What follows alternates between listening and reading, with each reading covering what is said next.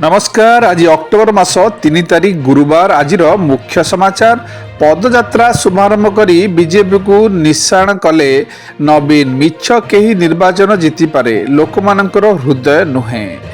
राज्य में खूब शीघ्र लागू हेब जातीय शिक्षा नीति 2020 प्रस्तुति संपर्क में विभिन्न विश्वविद्यालय कुलपति मान सहित आलोचना और कर्मशाला अनुष्ठित।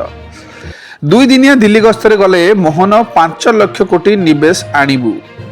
अक्टोबर 5 सुधा राज्य में निजुक्ति पाइबे 16,010 शिक्षक कहले मंत्री नित्यानंद गंड। भरतपुर थाना रे हंगामा मामला। आज 5 पुलिस अधिकारी हेब पॉलीग्राफ परीक्षा।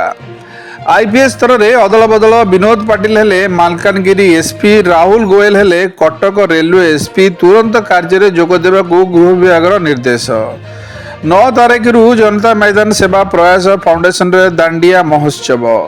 भद्रक और धामनगर रे स्वाभाविक है इंटरनेट सेवा। एबे भी जारी रही 163 धारा। कंधमाल ज्येष्ठ गंडकी मृत्यु मामला रे कार्यानुष्ठान। 2 पुलिस निलंबित, 3 होमगार्ड को स्थानांतर।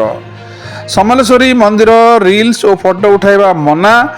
प्री वेडिंग एवं अन्य वीडियोग्राफी उपरे लागिला कटकणा। किट और किस रे गांधी और शास्त्री जयंती पालित।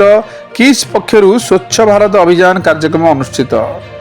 कोरापुट काठ बोझे ट्रक सह पिटी हेला बस।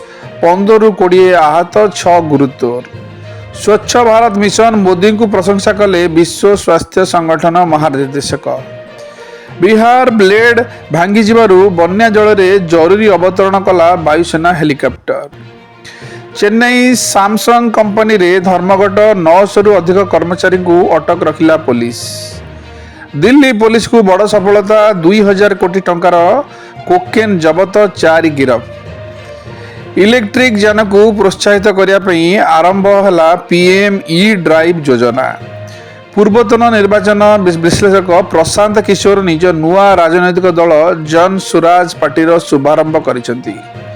भारतीय नागरिकों को ईरान यात्रारू दूरे रहिबाकू वैदेशिक व्यापार मंत्रालय परामर्श। मध्यप्राच्य संकट। आरब देशगुड़िक सहित जरूरी बैठक कला रूस।